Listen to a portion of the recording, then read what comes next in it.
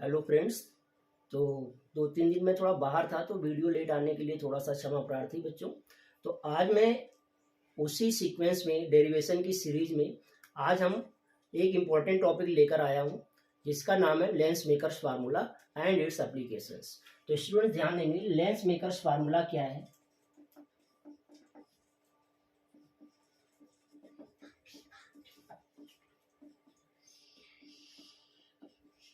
Lens makers formula, तो students lens makers formula board exam के point of view से या फिर कॉम्पिटेटिव एग्जाम के पॉइंट ऑफ व्यू से, दोनों के लिहाज से बहुत ही इंपॉर्टेंट है। तो इसे हम बहुत ध्यान से समझते हैं। इसमें हम क्या करते हैं, लेंस मेकर्स फार्मूला में सबसे पहले हम एक लेंस बनाते हैं स्टूडेंट्स। तो इस तरह से हम एक लेंस ले लेते हैं और ये मैं बाई कॉन्वेक्स लेंस ले रहा हूँ। अभी ये पहला सरफेस है, तो पहले सरफेस का पोल P1 यहाँ पर है, इसका सेंटर ऑफ कर्वेचर C1 कहीं यहाँ पर हो जाता है। और दूसरा सरफेस ये है तो इसका पोल P2 यहाँ पर होगा, इसका सेंटर ऑफ कर्वेचर C2 यहाँ पर ले लेते हैं। क्लियर है बच्चों? और इसको ज्वाइन करा लेते हैं। This straight line is known as principal axis. इसका जो मिड पॉइंट है वो that is optical centre. Okay, इस लेंस की थिकनेस को हम मान लेते हैं स्मॉल t है और इसकी मटेरियल का रिफ्रैक्टिव इंडेक्स हम लेट कर लेते हैं बच्चों N2 है। और इधर साइड के मीडियम का रिफ्रैक्टिव इंडेक्स N1 है, इधर भी N1 होगा, दोनों तरफ सेम है। हम बच्चों क्या करते हैं, प्रिंसिपल एक्सिस पर कोई एक पॉइंट ऑब्जेक्ट O लेट कर लेते हैं। यहाँ से दो लाइट रे हम ले चलते हैं, एक अलोंग प्रिंसिपल एक्सिस ले चलते हैं। बीइंग नॉर्मल इंसिडेंस सीधे स्ट्रेट वे पास हो जाती है, तो एक रिफ्रैक्टेड लाइट रे हो जाती है। ओके, अब हम क्या करते हैं बेटा, यहाँ से ऑब्लिक इंसिडेंस लेते हैं, तो ये हो जाता है ऑब्लिक इंसिडेंस। अगर मीडियम चेंज ना हुआ होता लाइट रे ऐसे गाते हुए आराम से निकल जाती, but it not happen so, ऐसा नहीं होने देता है क्योंकि medium goes to change. Students आप सभी जानते हैं, for this we need to draw normal. तो पहला सरफेस है तो भैया पहले सरफेस के सेंटर ऑफ कर्वेचर से नॉर्मल ऐसे ड्रॉ कर लेते हैं। तो C1A N1 is normal at first surface. What will happen, वही पुराना कंसेप्ट, रेयर टू डेंसर जाएगा तो विल बेंड टुवर्ड्स नॉर्मल। तो लाइट रे सीधे ना जाते हुए बच्चों इस सरफेस से नॉर्मल की तरफ बेंड होते हुए आगे बढ़ेगी। लेकिन बच्चों ध्यान रहे, अगर ये दूसरा सरफेस ना रहा होता तो ऐसे ये लाइट रे यहाँ कहीं पर जा करके इमेज बना लेती, जिसे हम आई डैश कह रहे हैं। एरो बनाना नहीं भूलेंगे। इससे पहले कि यहाँ पहुंच पाती, दूसरे सरफेस ने रास्ते में अड़ंगा डाल दिया। तो जब रास्ते में अड़ंगा डाल दिया तो इस पर फिर रिफ्रैक्शन को स्टडी करना पड़ेगा। इसके लिए बच्चों हम क्या करते हैं, दूसरे सरफेस के सेंटर ऑफ कर्वेचर C2 से नॉर्मल ड्रॉ कर लेते हैं। तो let this be a normal C2B N2। This time light ray is going from denser to rare. What will happen बच्चों, लाइट रे सीधा नहीं जाएगी बल्कि ये नॉर्मल से दूर चली जाएगी। तो ऐसे में लाइट रे फाइनली यहाँ कहीं पर आकर के फाइनल इमेज फॉर्म करती है which is becomes capital I. ध्यान देना बच्चों, पहले पोल से ऑब्जेक्ट तक की डिस्टेंस को हम लेते हैं U, पहले पोल से पहली इमेज I डैश तक की डिस्टेंस को हम लेते हैं V डैश। बच्चों ध्यान देना, ये दूसरे सरफेस के लिए एज एन ऑब्जेक्ट ट्रीट करती है।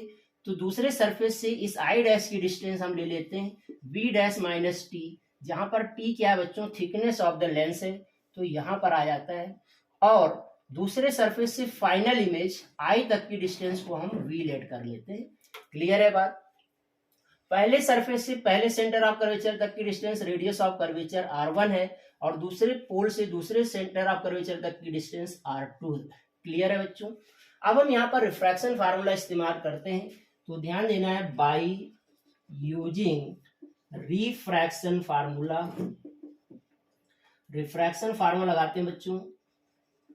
एक बार हम लगाएंगे P1 के लिए, तो फॉर सरफेस P1 के लिए फार्मूला होता है रिफ्रैक्शन फार्मूला, एक बार रिमाइंड करा देता हूं। तो रिफ्रैक्शन फार्मूला होता है बच्चों N2/V minus N1/U equal to N2 minus N1/R। Okay, तो देखेंगे बच्चों N2, तो N2 माइनस N1/R, R का काम कर रहा R1, तो N2 minus N1/R1 equal to N2/V।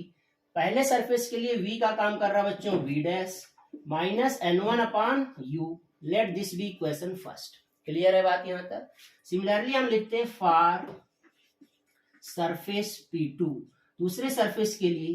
तो दिस टाइम आप देखेंगे light ray is going from denser to rare, so what will happen, it becomes n1 minus n2 upon r2 equal to हो जाएगा बच्चों n1 upon v minus n2 upon u का काम दूसरे surface के लिए कर रहा बच्चों v dash minus t।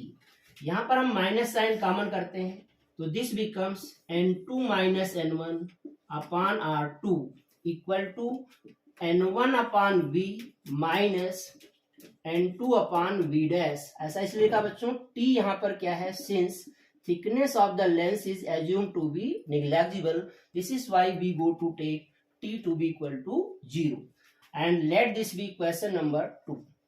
Students अब क्या करना है, क्वेश्चन फर्स्ट और सेकंड को ऐड कर लेना है। तो adding question first with second, what you will see n2 upon v dash minus का n2 upon v dash plus का विल गेट कैंसिल आउट। और यहां देख पा रहे हैं n1 अपॉन v है, यहाँ माइनस का n1 अपॉन u है, तो plus minus remains minus. thus we are going to write down these steps left to the equal sign, so what we get n1 upon v minus n1 upon u equal to this one n2 minus n1 upon r1 plus minus minus and will be n2 minus n1 upon r2। Students यहां से n1 common नजर आ रहा है तो धीरे से common कर लेते हैं, 1 upon v minus 1 upon u equal to, इन दोनों से भी कुछ कॉमन नजर आ रहा होगा, आ रहा है कि नहीं आ रहा है, देखो n2 माइनस n1 कॉमन कर लेते हैं, ब्रैकेट में बचता बचा लेते हैं, 1 upon r1 minus 1 upon r2। Students n1 को उधर ले चलते हैं तो क्या मिलेगा, बच्चों ध्यान देना है, पहले यहां तक हम देखते हैं। तो स्टूडेंट्स ये स्टेप तो आपको मिल रहा होगा, ओके स्टूडेंट्स। तो हम इसको थोड़ा सा राइट साइड लिखता हूं, तो यहां से आप n1 कॉमन करते हैं मित्र, तो देखिए क्या आ जाएगा, n1 किया कॉमन तो 1 upon v minus 1 upon u equal to, यहां से हम कर लेते common n2 minus n1 times 1 upon r1 minus 1 upon r2। Clear. अब ध्यान देना बच्चों, n1 को उधर ले जाते हैं तो 1 upon v minus 1 upon u equal to n2 upon n1 minus n1 upon n1 whole times 1 upon r1 minus 1 upon r2।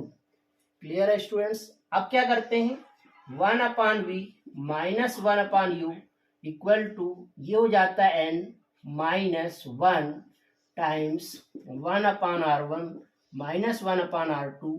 Let this be question number 3। Okay students, तो यहां तक आपको बात समझ में आ गई। अब हम क्या करेंगे, इस इक्वेशन थर्ड में कुछ चीजें हम एज्यूम करके यहां पर चलेंगे, जैसा कि आप देख पाएंगे अभी। ओके स्टूडेंट्स, तो ये हो गया इक्वेशन नंबर 3। अब इसमें हम क्या करेंगे बच्चों, अगर if object be placed at infinity then image is formed at focus. तो इस इक्वेशन में हम u की जगह माइनस इन्फिनिटी रखेंगे और v की जगह f रख लेते हैं। तो देखो क्या मिलेगा, 1 upon f minus 1 upon minus infinity equal to n minus 1 times 1 upon r1 minus 1 upon r2। तो दिस बिकम्स 0, 1 अपॉन इन्फिनिटी क्या होता है बच्चों, 0।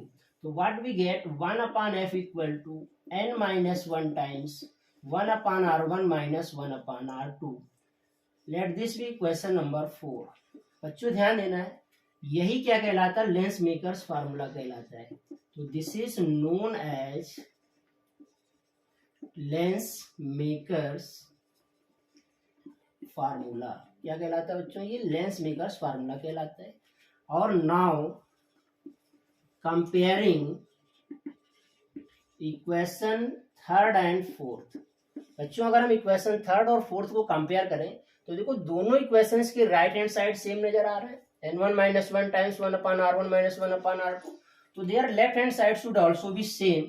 तो हम लिख सकते हैं 1 upon v minus 1 upon u equal to 1 upon f। ये फार्मूला जाना पहचाना लग रहा है आपका। Let this be question number 5। This is known as Gaussian form of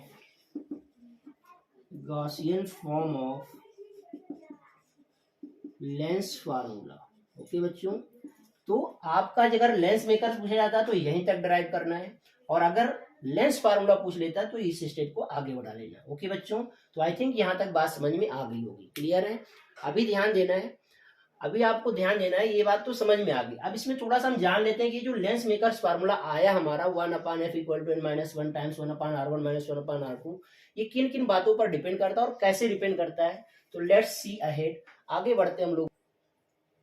तो बच्चों हम बात करेंगे अब इस फार्मूले की इंपॉर्टेंस क्या है और कैसे इसे अप्लाई करते हैं। तो ध्यान देना, लेंस मेकर्स फार्मूला भी मैंने बताया 1/f = n-1 times 1/r1 - 1/r2।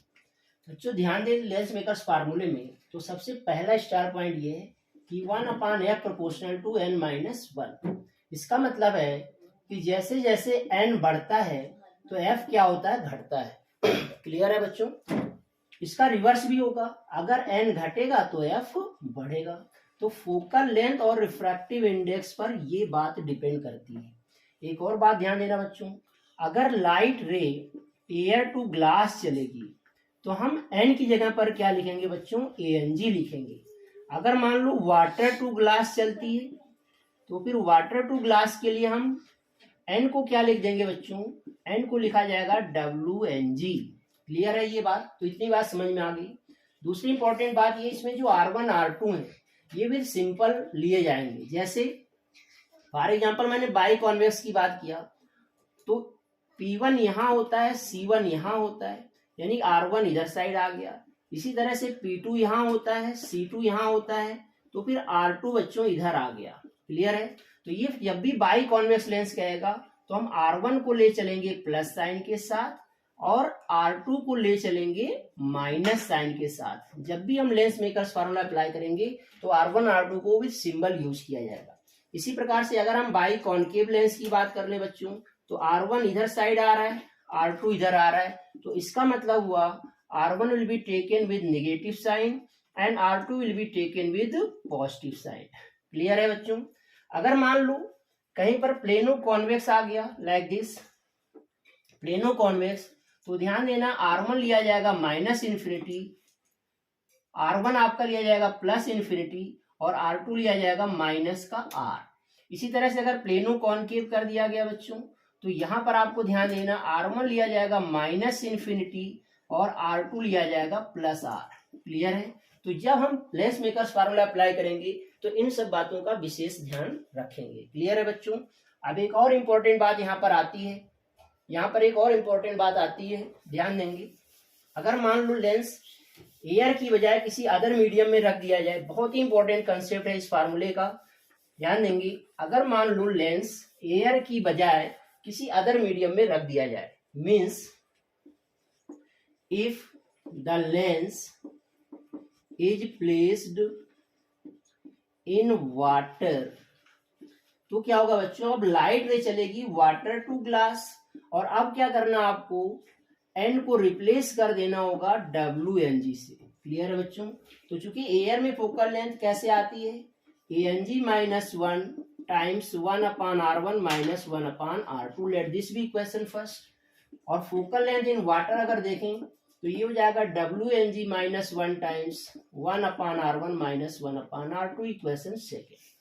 अगर हम बच्चों इक्वेशन फर्स्ट को सेकंड से डिवाइड कर लेते हैं तो देखो क्या होगा, ये तो पूरा कट जाएगा। तो what we get, FW/FA = Ang - 1/Wng - 1। Very important formula. Ang को Ang रहने दो बच्चों, Wng को हम लिख सकते हैं Ang/Anw - 1। तो ये रिलेशन आ गया FW/FA = Ang - 1 divided by Ang/Anw - 1। Clear है? So this is very important formula and it gives the relation between focal length in air and focal length in water। Okay बच्चों, इसी में एक बात ध्यान देना है, यहाँ पर एक बात ध्यान देंगे।